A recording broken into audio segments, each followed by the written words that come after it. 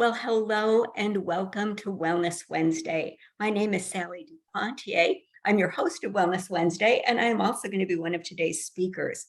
I'm super excited about this topic, evolving your purpose.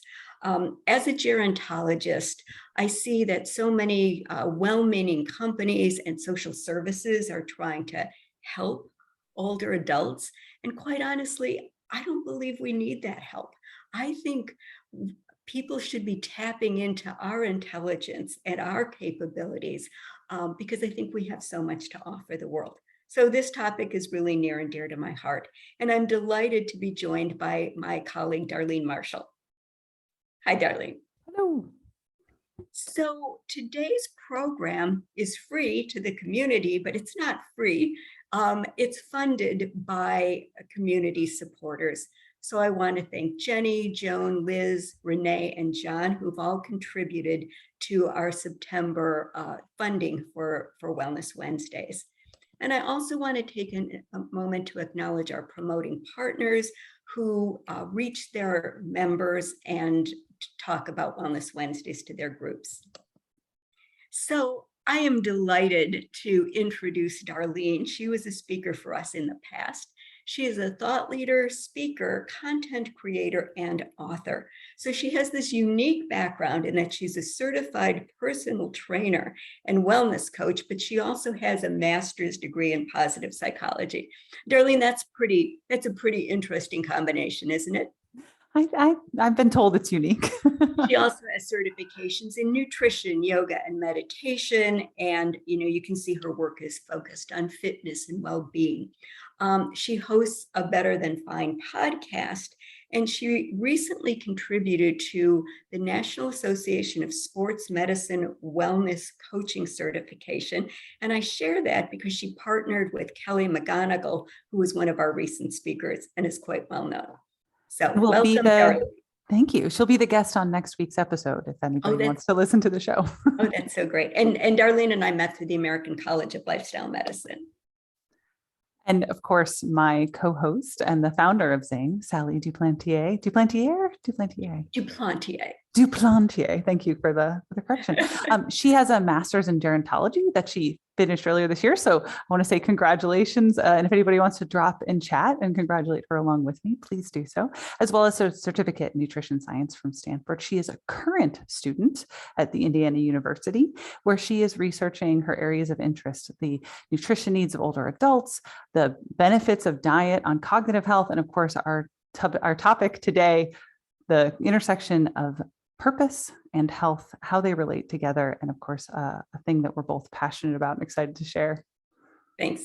Thank you. It's fun to get introduced. Okay, so here's what to expect over the next 45 minutes. I'm going to primarily talk about the link between purpose and health, because that's where my area of research has been. And then Darlene is going to talk about how purpose evolves over time. Our goal today is to help you get started, to identify your unique reason for being at this life stage. And I know most of our audience is older adults, but I think we may have some younger adults in the audience as well. Now, a little bit different than other webinars is that we're going to send you some takeaway materials. So tomorrow when I send the recording of this, we're also going to give you a multiple page worksheet so that you can take what we've explored today and you can start to, work with it if you want to dig deeper. The other thing, Darlene, is we need people to engage in chat because Darlene and I are going to get pretty bored, aren't we, if we're just talking to each other? Well, it's just a lot more fun if you're talking to us. And this is really a webinar where we want you to think about yourself and to engage. So we'll be putting up that icon from time to time. Okay, so let's just start with a definition. What is purpose? This is one of the most common definitions in the research about purpose in life. It's a self-organizing life aim. It helps individuals organize their short-term and long-term goals and guide daily behavior. And that's kind of a mouthful, but I like to think of it like a compass or a North Star. It guides my actions. And, here's an example, parenting. I think parenting is such an interesting example when we're talking about purpose, because it illustrates a lot of the things that Sally and I want to share with you about purpose today. So we have this self-transcendent experience, right? The birth of a child that changes your schema is the word we use in psychology. It's all of the little under subconscious rules about how the world works and your place in it. And so you have this big transcendent experience, but then it continues to evolve, not just the experience, but also your role in it throughout your child's lifetime. So your role when they're an infant is very different than when they're 30. And so for me, that illustrates that purpose isn't just one thing. It's not static, which is one of the ways we're taught to think about it. So I think parenting can be a really great example. Yeah. And then another example is profession. So many of us find purpose in our careers, but even that has some different definitions. Yeah, the work of Amy, I always get the Polish wrong on this one. Wisniewski, I think I got it. Amy Wisniewski is a meaning and work researcher, and she defines it as there's these three different categories of how we relate to work. There's job, which is, okay, I'm just showing up for my paycheck. There's career, where you've got a longer term trajectory, but it's not necessarily your identity. And then there's calling. And these tend to be the people who get the most purpose out of work. And they also tend to have greater senses of life satisfaction and well-being when it relates to work, because they feel like their work is really serving something greater than themselves. And it's interesting that you say that. Like, I had my first business, Crawford and Associates, and I had that for 25 years. Interestingly enough, it started as a calling, and then about those last 3 or 4 years, it really wasn't. And I think this also brings up an interesting point for older adults, is that you may have had a calling professionally. I know we have engineers and researchers and professors in our group, people from kind of all walks of professional life. But then after retirement, people may feel like, well, what's my purpose now? Because unfortunately, in the US, we strongly relate career and purpose. But these are kind of interesting definitions, and it's a kind of a Western way of looking at things. But Darlene, talk to us about this Japanese concept of ikigai. Yeah, I love talking about ikigai. So there's no good direct English translation for the word ikigai, but the closest we can come is the phrase reason for being. And it's kind of like, why'd you get up in the morning? Why'd you get out of bed? And so it doesn't have to be this grand, like saving the world vision. It's that day-to-day sense of connection and motivation, and that you've got a reason that you're living your life that's deeply meaningful and purposeful to you. And I think one of my favorite examples of ikigai is Teo Porchon Lynch. She is known as the world's oldest yoga teacher and the world's oldest yogi. So she was born in 1918. Unfortunately, she passed away in February of 2020, non-virus related. But she discovered yoga at the age of 8 while traveling to India with her family, and began practicing and practiced throughout her young adulthood. But she had a whole career as an actress and a dancer. And then when she was 49, decided she wasn't going to act anymore and wanted to teach yoga full time. And actually, fun fact, her first yoga teaching job, she was hired by Jack LaLanne. So yeah, isn't that cool? So she then taught yoga for over 50 years, and she taught a weekly yoga class in New York City until she was 101. She was teaching that weekly class as long as she was in town. And so it wasn't necessarily about, I'm going to revolutionize the world. It was, I'm just going to show up and keep doing that thing that's meaningful for me. And so in 2012, she was recognized by the Guinness Book of World Records as the world's oldest yoga teacher. And she's just a beautiful person and a beautiful example of that day-to-day, moment-to-moment ikigai, reason for being. Thank you for that story. So let's take a look at what some of the research says between purpose and health, because after all, this is Wellness Wednesday, and that's what the kind of the central theme of these topics is. So if we take a look at some of the research, I looked at 20 different qualitative, cross-sectional, and longitudinal studies, and they were published over the last 10 years. So I'm giving you a quick summary because I don't think anyone really wants to read my research, my long research paper. But look at the link between purpose in life and health. So there was a significant reduced risk of all-cause mortality. There was also a reduced risk of chronic disease. Specifically, the diseases that the research looked at were heart disease, vascular disease, and even dementia. There was reduced disability. And then in terms of mental well-being, there were lower levels of depression, improved cognitive health, and one that's somewhat hard to measure but super important, which was greater life satisfaction. So Darlene, as I go through that list, what interests you there? What are you curious about? Well, the thing I'm curious about is, it's 19 out of 20. What's the other one? That's what people always ask me. What's the other one? So the other one was a study. It was pretty unique. It was done in Sweden. It was 110 people, and they were adults 85 and older. And while that group of adults clearly identified things like resilience and purpose in life, they did not necessarily translate it to improvements in their own self-rated health. And they were primarily looking at physical health. Yeah, I mean, the thing that jumps out to me then as a well-being person is like, okay, maybe there's a shelf for the health stuff, but that doesn't mean that there's a shelf for the like social engagement, well-being, life satisfaction stuff. We just don't know yet. Yeah, I think that's a good point. It's also the only study I could find with people over 85. Most of the participants in these studies were 60 and older. Mm. So this is a particularly interesting study because some of you know I'm also doing a lot of work on Alzheimer's research.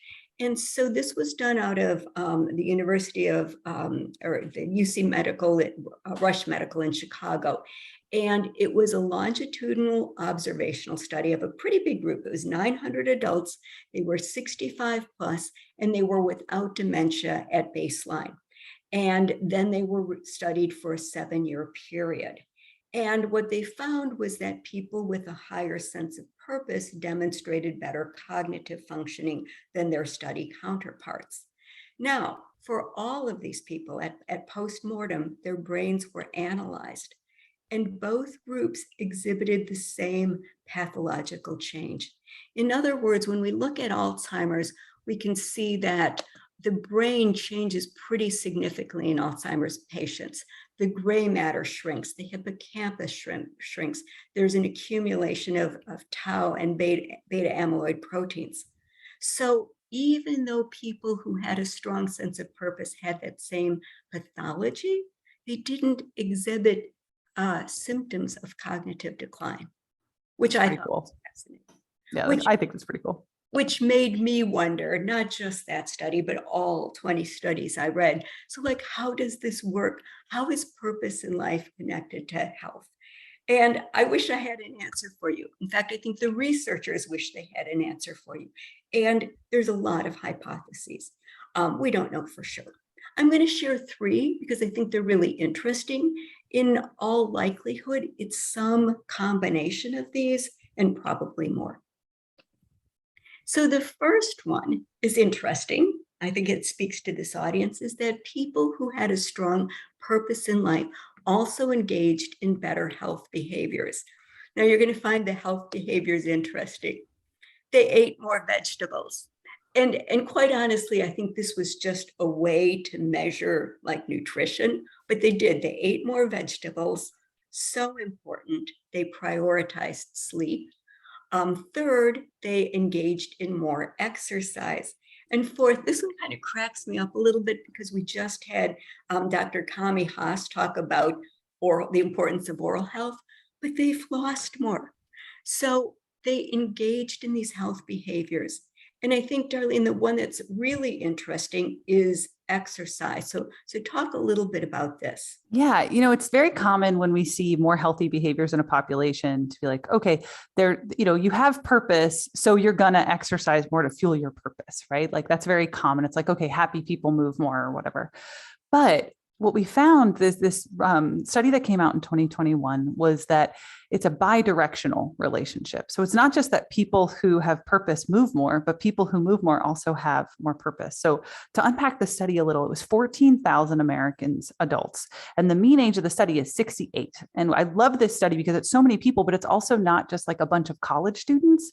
It's more people later into adulthood. So we get a better slice of the population. And what it showed was that the people who had a sense of purpose after 4 years were getting more and more physical activity. And the people who were getting physical activity tended to have a stronger sense of purpose after 4 years. So it goes both ways. And the 4,000 people who responded to the 9 years later study follow-up, the effects continued still 9 years later. So it's not a short-term effect. It's this long-term complex exchange between our behaviors and our meaning making when it comes to purpose. Yeah, that's so interesting. And, the study talked about exercise, but you and I are big believers in just movement, right? Yeah, physical activity. Doesn't have to be exercise. It's just movement. Okay, so that's cool. So here's something that I found very interesting was that there was a connection between purpose in life and increased coping strategies. So just a couple of basics. We look at different types of coping strategies. And, if we want to think of just two main categories, one is called problem-focused coping, and the other is emotion-focused coping. So in problem-focused coping, you eliminate the stressor. In emotion-focused coping, you deal with the emotional response. How do you deal with it? And let me give you an example, a real life example. Let's say your neighbor decides to leaf blow every Sunday morning at 7 a.m. Okay, can any of you picture this? So problem-solving coping, someone would eliminate the stressor. They may confront that person. They may ask them to stop blowing their leaves. So they eliminate the source. Emotion-focused coping is I say, it's not that bad. You know what? I need to be up at 7 in the morning anyway. It's no big deal. Now, both are valid and we use both throughout our lives. But what's interesting is as we get older, probably around age 60, we start to lean more on emotion-focused coping. And what the studies show is that people who had strong purpose in life used both of these pretty equally. So even though they were older adults, they enlisted that problem-focused coping.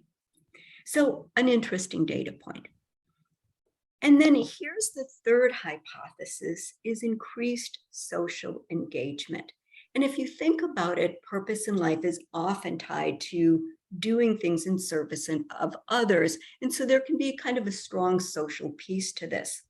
Darlene, to your point, when you were talking about the bidirectional relationship between exercise and purpose, it's kind of the same with social.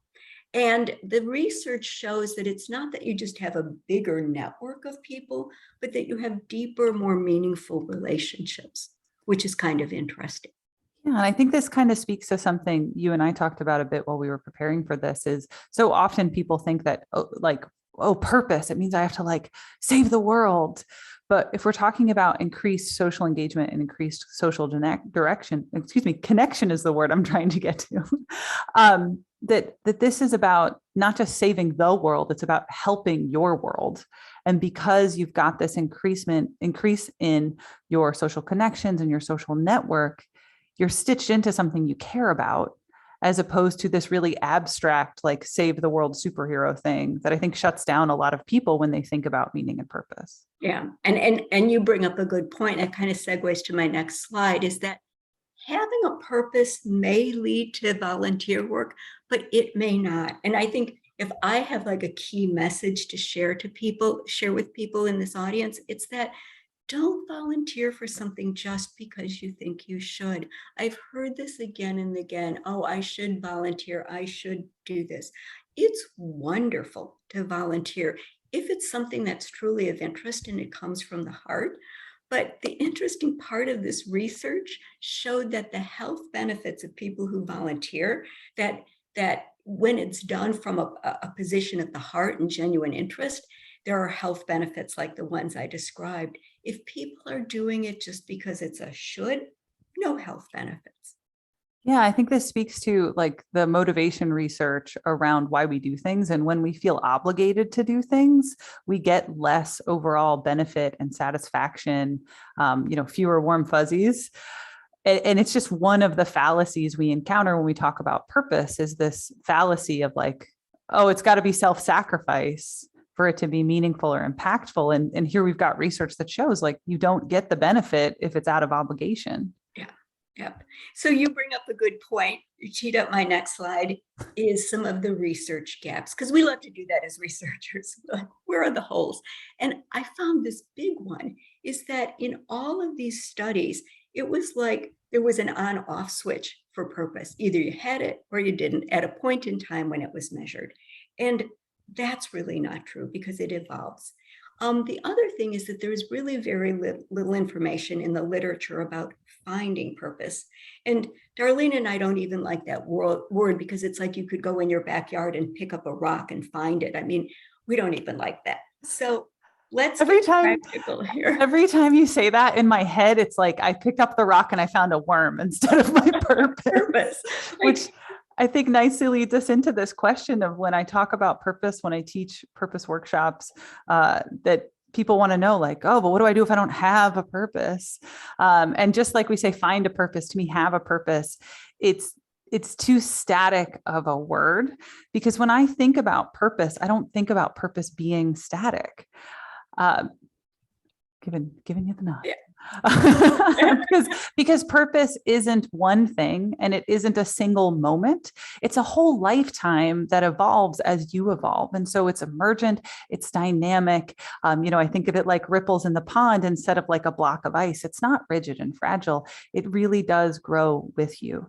And so then we have this question of, okay, if there's no research on it, and it's not one thing, how do we talk about it when we're thinking about, well, what's my purpose? What's my ikigai?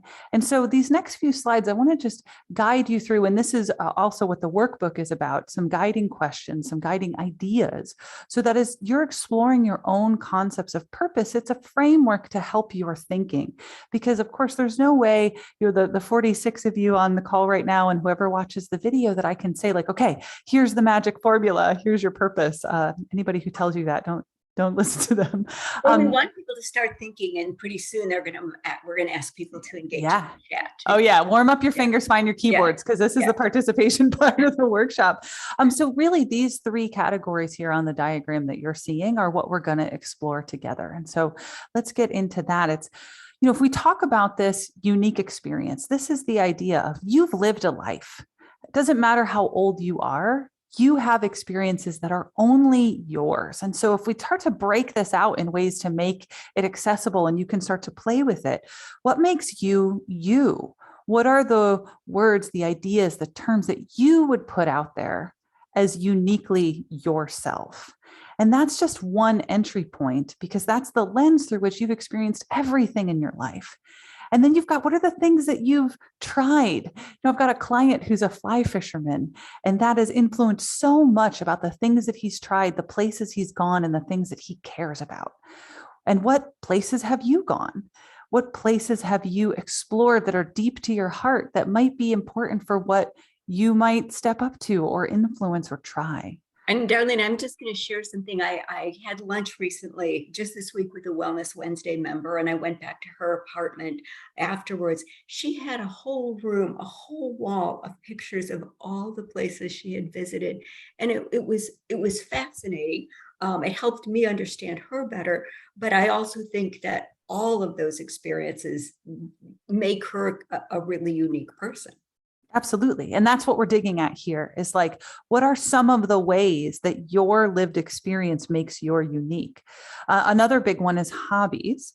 So Sally, I think we've got a cue up here. Okay. Yeah. So Darlene's going to talk about hobbies, but I think we all kind of know what hobbies are. I am so curious. This is a really easy question. What do people love to do? Yeah. What are your hobbies? And then, being earlier, we talked about like the challenges to purpose in the West. And I think one of the other challenges that we have, especially here in North America, is we really discount our hobbies as having low value because they're not something we could just monetize. I've always hated the conventional wisdom of like, do the thing you love and then you're not working. It's like, no, that's a good way to kill the thing you love to do. I used to be an actor. And once I had to start doing it for a living, I really didn't like it anymore. So they're starting to come through, and this is so fascinating because I recognize some names from like very beginning, but drawing and watercolor and reading and more watercolor. And Amy, who's been a participant since like 2020, is painting and dancing. I had no idea. Photography. Sharon is teaching Tai Chi. I love that Esther's hobby is walking in the park with friends. Oh my gosh, these are great hobbies. These are great. Yeah. Yeah. And these are going to influence what we like and who we like and where we spend our time and how we connect with people. And so I think finding value in hobbies where we're not discounting them because they can be deeply purposeful and meaningful. Yeah. And then we've got, I'm trying to vamp a little. Oh, being Santa, Eric, that's awesome. And Eric, I want to acknowledge you also had some great comments. We're going to make a note of that later. You had a good post there earlier. Oh, and cooking. Wow. And what's interesting is that for the people who are typing in the chat, there's lots of them. Yeah. Time with your granddaughter. Yes, you see, this is so cool. Once you start thinking about it, there are so many things. I love the combination, Susan, was horses and crossword puzzles. That's so cool. Yeah. So as we're wrapping up the hobbies, we're going to segue into unique attributes. And I think Sally's got some things to say about unique attributes. And this one you might have to think about a little bit more. You might want to let your mind wander as I'm talking. So I think of unique attributes as, it's kind of like your secret sauce. It's something that makes you you, that's uniquely you. And I'm going to give you examples because I know so many of the people who are in this audience. So Lily has a wicked sense of humor, and she can find humor in almost anything, including surgery, believe it or not. I know it's kind of a funny thing. Jenny, who I think is on the call, she's grace under pressure. I have seen so many things go wrong, for her. And she's like, yeah, okay, no big deal. They changed my flight for the 8th time today. No big deal. Grace under pressure. Abby has so much energy that you could bottle it and sell it probably.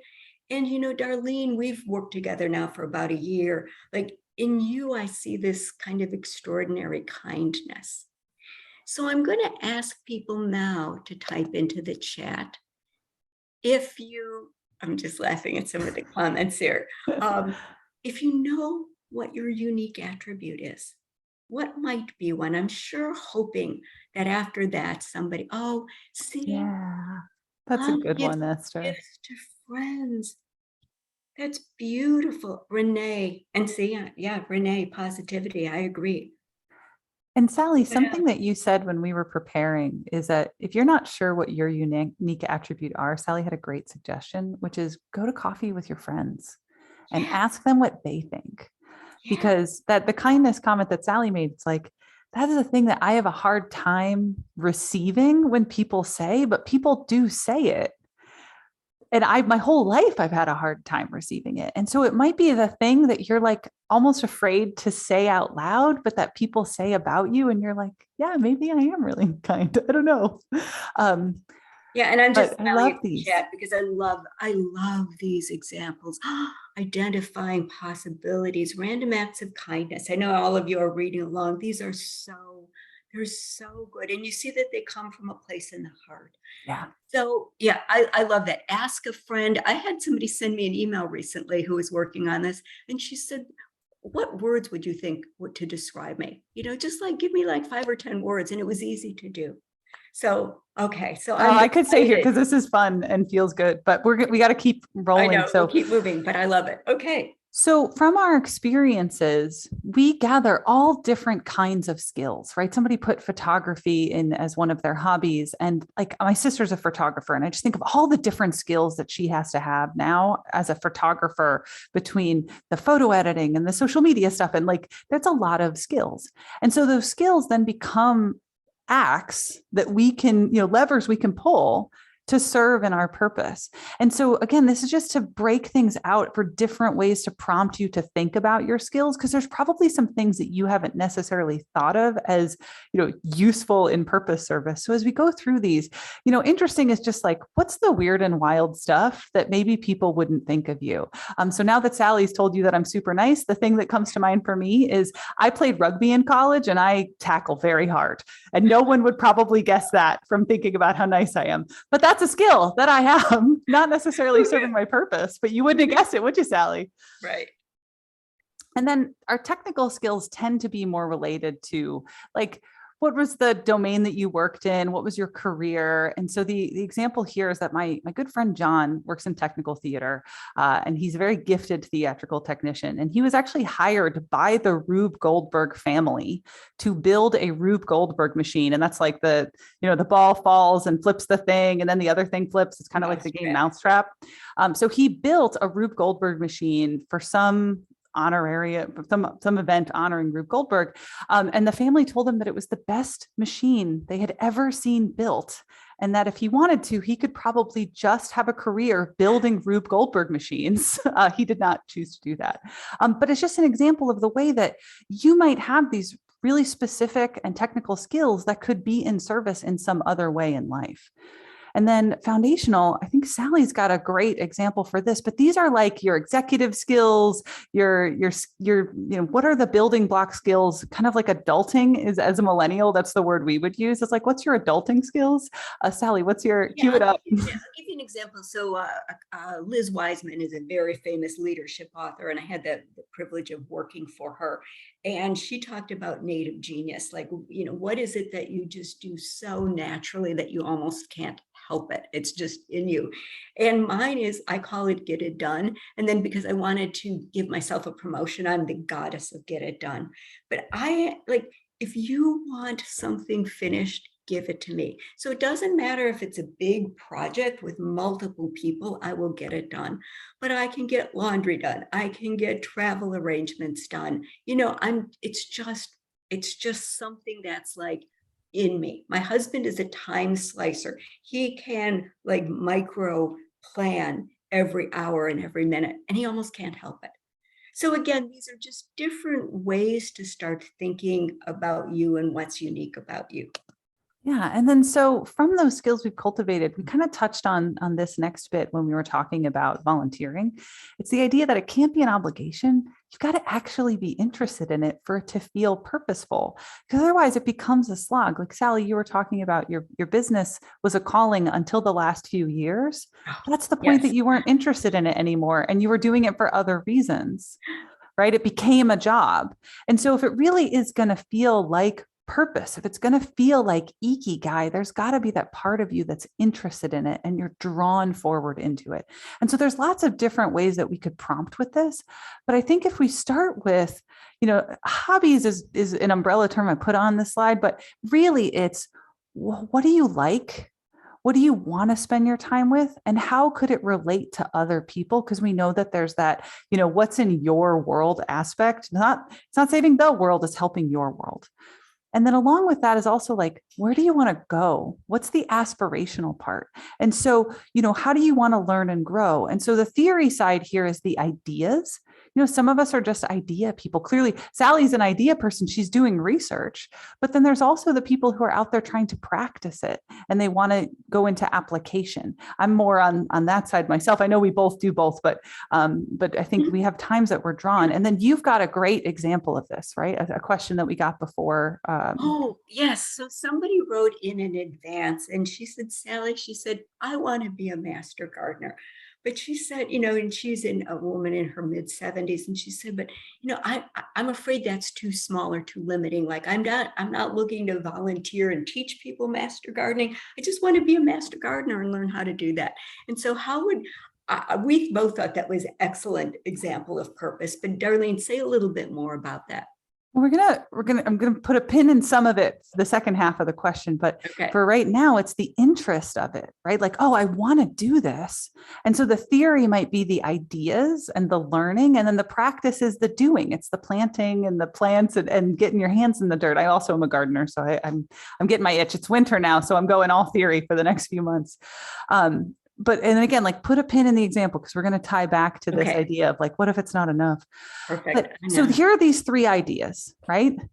And what lives at the intersection, I think, is we explore these three areas is the concept of purpose. And I've tried to draw this a lot of different ways. This is just one way, but I also think that this way is kind of imperfect. And here is why.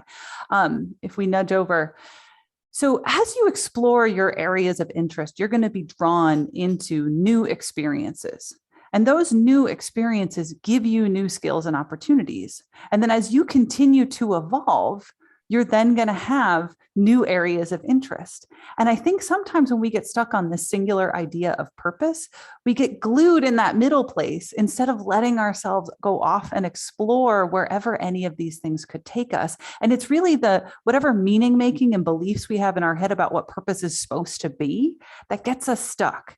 And so if we remember that it's about meaning making, and it's about the story that we're telling ourselves and kind of giving ourselves permission to go outside of the bubbles and explore at the edges. And then the other bit I want to throw out here is the service bit. And so if we tie back in our master gardener here, we're getting stuck on the idea that like, oh, I've got to be like teaching children about loving gardening. Yeah. Just because, so in psychology, we say beyond the self purpose. If it's beyond the self, that doesn't necessarily mean it has to be people, right? So I bet the plants really appreciate a master gardener. I bet Sally's dog, he really loves you, right? And so we can find deep meaning and purpose outside of ourselves, but it doesn't necessarily about, serving people or saving the world, right? It's about what's in your world that's meaningful to you and the skills and interests that you can use in service of that meaning and interest. And Darlene, what I like about this slide is that it's showing momentum. It's showing how skills and experience and interest, one feeds the other. And I think we don't always have to know where something will lead us. Goodness knows when I, started back to school, to graduate school, I'm doing something very different now after graduation than I thought I would be doing. And, our master gardener, she's like, oh, I don't want to have to teach or this or that. She just doesn't know where it's going to take her. And that's okay. It can be a little bit ambiguous. Yeah. And to say that, like, who's to say that our master gardener isn't going to meet someone along the way that they're going to learn a lot from, and that person is living their purpose by teaching them, by teaching her. Right. And so the exchanges of service come in lots of different ways, right? Sometimes we're the receiver, and that is purposeful. Yeah. I'm going to go to the next slide, and then I'm going to open it up, not just for questions, but for comments, because I'm so interested in the ideas that people have.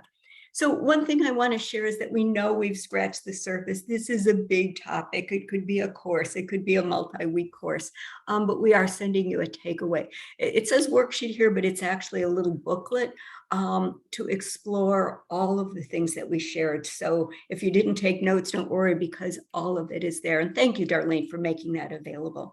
And we encourage you to share it with your friends and really use it and have a dialogue. Darlene, if there's one thing you want people to remember today, what would that be? That thing is, it's so easy in our culture to be critical of ourselves when we think about what's meaningful and purposeful to us, right? Like we've got these belief stories in our heads, and that can really put the brakes on that exploration piece. And so I think what I would say, that one bit of takeaway would be to do your best to let that judgment go. Like let it fall away so that you can follow your interest, because you really don't know where it's going to lead. And it could really take you to some exciting and interesting and fun places that fill you up in ways that you wouldn't even necessarily anticipate right now, like giving yourself that permission. Yeah, that's a great takeaway. And I love the chat. So I'm going to go back into the chat and just see, read some of what people have written. there's so many good things here that people have had insights about themselves, this random acts of kindness, identifying possibilities. Pat wrote, encouraging young people. And then I'll probably not say this name right, Pravindi talked about, I love this, it's so funny, empathetic, tenacious. I like coloring with the gel pens. I mean, it's just, I love the little uniqueness. I'm going to share a comment that Eric said, and then I'm hoping people have questions. Maybe just put them in the chat today. If you have a question or a comment or feedback or thoughts, go ahead and type, because the most fun is when with the engagement with our audience. But Eric said I may get this wrong, but he was at a meeting where people were asking, what do you do? And oh my God, in the United States, what do you do is associated with your job.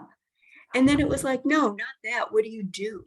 And so isn't that an interesting way to think about, ourselves not tied to our job? Yeah. Like how do you define and relate to yourself if you are not talking about your work? Yeah. Like, who are you if not for that occupation? Yeah, absolutely. Yeah, I dig it. So Eric said, yes, I got it right. Okay, it took a while to answer. Yes, it did. I'm hoping to see a few more comments or ideas, but while we're waiting, I'm going to ask you one, Darlene, since you asked about my dog. So I'm kind of funny. I feel like I have two purposes. I want people to live their best life longer. I'm so committed to Zing. But I also have Bella. And every day I think about dog enrichment and her play dates and is she happy? And so I'm just wondering, can you have two purposes? What do you think? Yeah, I think why not? And I also think those two purposes aren't in conflict. I think they're co-supportive, right? How much does Bella improve your ability to live your best life longer? And then through you living your best life longer, you're able to then show up and facilitate for Zing and for your education and all of these other things that are enriched from just having Bella in your life. Yeah. So I don't know that they're not mutually co-supportive. I don't think it's ever just one thing for anybody. I think when we talk about it that way, we really limit our own potential. Yeah. Yeah, I would agree. And I think, what I found, and I think, do we have any other dog owners? And I'm going to get to Beth's question in a second. I bet we have some dog owners. It brings out my best self. She's always amazing to me, but I'm always amazing to her. I can be kind of in a bad mood or cranky or whatever. And it's like, oh, Bella, hello, puppy. Okay. Well, I'm with Amy because I've got Bruce and Midnight, my boys, my cats, and I know there's no question how I think often dog owners take the highlight on the pet love, but Amy, I'm sure will tell you that my Bruce and Midnight sleep in my arms like teddy bears. They're my buddies, and they really do change the quality of my life. Amy hugs her cats for comfort, for if she can't sleep. I love that. Okay, I'm reading through here. This is so good. I think Beth asked a really good question. It's, what if I don't know what my hobbies are? How do I get in touch with these? Especially if somebody's been, they've been so focused on kids and health and work and just burned out. What would you recommend there? Yeah, Beth, I'm so glad you asked this question, not just about the hobbies, but the last sentence you said, sorry, my chat has scrolled down, struggling with getting in touch with purpose. And when I work with clients on this, what I tell them is when you're not sure about what purpose is, your purpose is exploring. Right? Because that's your opportunity to experiment and to try things and to cultivate emotional experiences. Because what you're looking for there is what rings that bell? What do you want to do? And if you don't know what you want to do, start trying stuff, because it's through our experiences that we're gaining the skills, the knowledge, the awareness, the self-awareness to then know what we want to explore next. And so that's my biggest advice is if you're not sure, it's time to get out there and start exploring and experimenting and learning. And try stuff. And, you bring up a good point.